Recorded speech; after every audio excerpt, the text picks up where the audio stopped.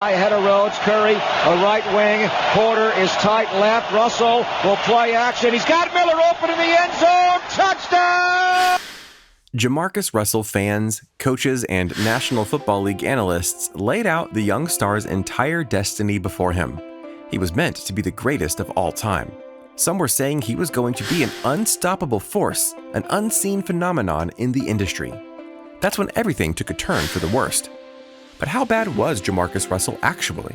Keep watching, we're breaking it all down. Number 7, Jamarcus Russell's early life. Jamarcus Russell was born in Mobile, Alabama, and attended Lily B. Williamson High School. For all 4 years under head coach Bobby Parrish, he started and never missed a football game.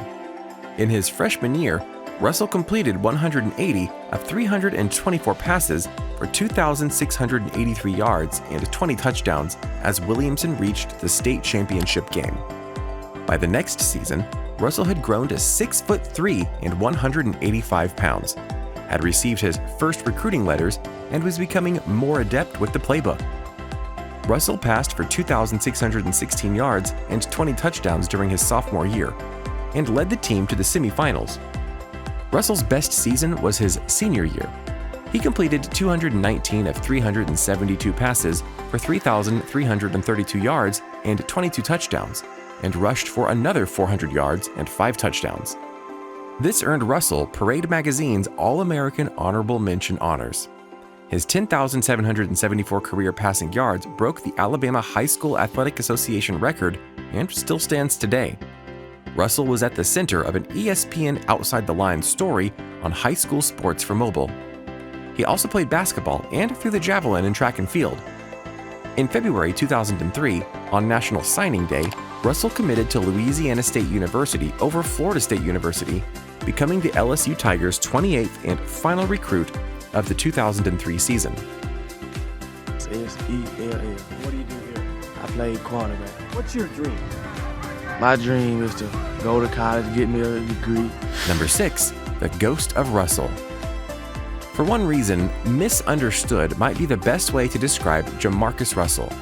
It's the lone word in the bio of his inactive Twitter account, which isn't verified and hasn't yielded a tweet in nearly 5 years.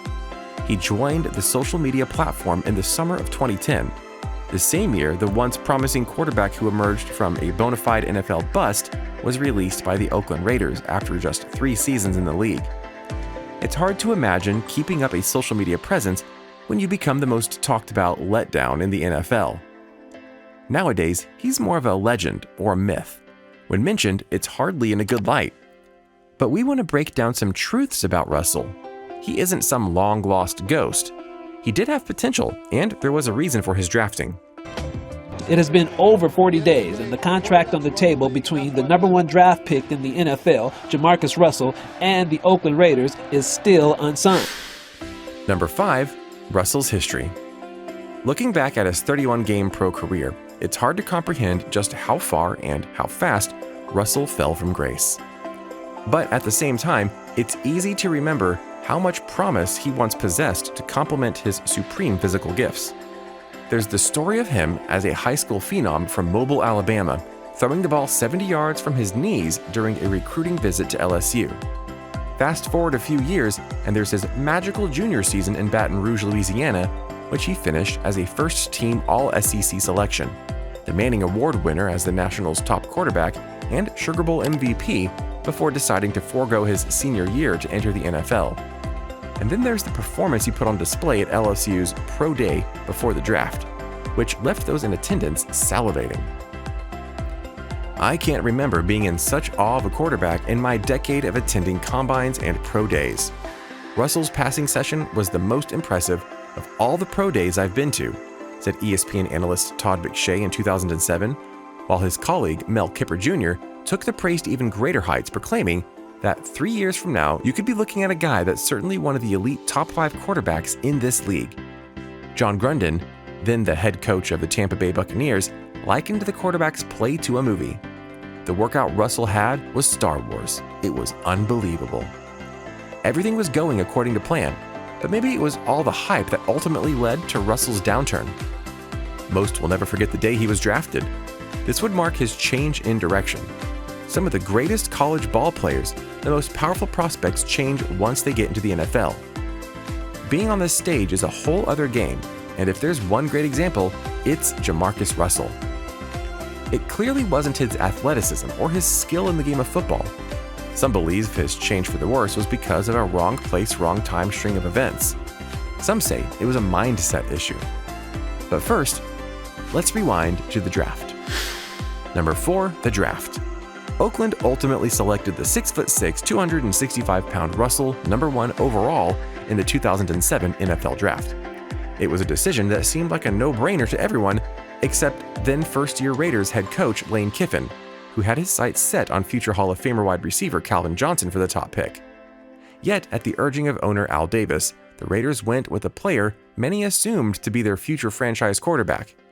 A huge red flag, however, arose when Russell missed training camp because of a contract holdout, before eventually inking the richest rookie deal in NFL history, worth as much as $68 million over 6 years, with $32 million guaranteed. 2 weeks into the 2007 regular season, Russell played in only 4 games while making just 1 start as a rookie. During his second year in the NFL, he started 15 games for the Raiders despite losing Kiffin, whom Davis fired a month into the 2008 regular season. Russell's third NFL season began with him reporting to training camp weighing 305 pounds and ended with him on the bench, having won only 2 games in 9 starts. It was obvious the stress of the game was too much to bear. Phil, Brett Favre, and then Peyton Manning, and Jamarcus Russell. I like that. Number 3, getting fired. In May 2010, the Raiders released their former number 1 pick, ending Russell's career in Oakland with just 7 wins, 4,083 passing yards, 18 touchdowns, 23 interceptions in 3 seasons. He never made a Pro Bowl or played in a postseason. He never recorded more than 277 passing yards or threw for more than 2 touchdowns in a single game. 2 months after the Raiders released him, Russell was arrested for possessing codeine syrup without a prescription. A grand jury did not indict him based on insufficient evidence. I could have went about certain things differently. I'm not sure where they went wrong, but the things that did go wrong, I take full blame for whatever was my fault. And the things that did happen, being drafted number 1, it's so much they want you to do at the snap of a finger. It didn't happen that way, Russell said on Showtime's Inside the NFL in 2010, while trying to make a return to the NFL with the help of former NBA player and coach turned life coach John Lucas. That summer, he worked out for multiple teams, including the Chicago Bears, but received no contract offers. By the spring of 2011, Russell's relationship with Lucas had ended. Number 2, second comeback. Another comeback attempt in 2013 became the subject of an ESPN mini-documentary titled Waking Up, as well as a 2-part video series by Bleacher Report, both of which chronicled Russell's quest to get back into playing shape. After ballooning to 315 pounds and playing form, not after throwing a football consistently for 3 years. Although he'd eventually get down to a reported weight of 265 pounds, no roster spots opened up for him. "You might see me back.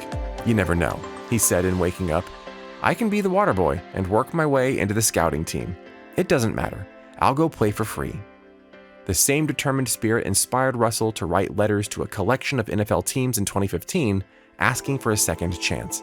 "I'm willing to lead the scout team for free for 1 year just to get the experience in your system," he penned to Dallas Cowboys owner Jerry Jones, according to Sports Illustrated.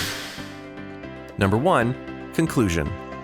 Russell has yet to play a down of organized football since his last game on January 3, 2010, at a 21-13 loss to the Baltimore Ravens, which he entered into the second half as a backup to throw 1 interception and lose a fumble.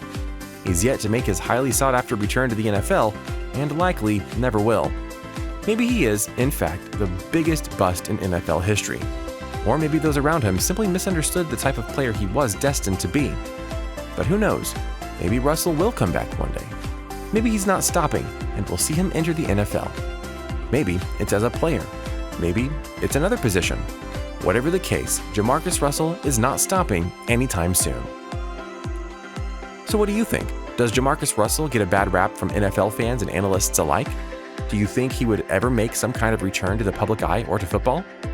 Let us know your thoughts in the comments below.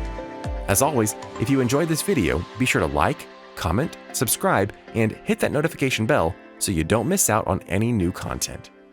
This has been our breakdown of how bad Jamarcus Russell really was.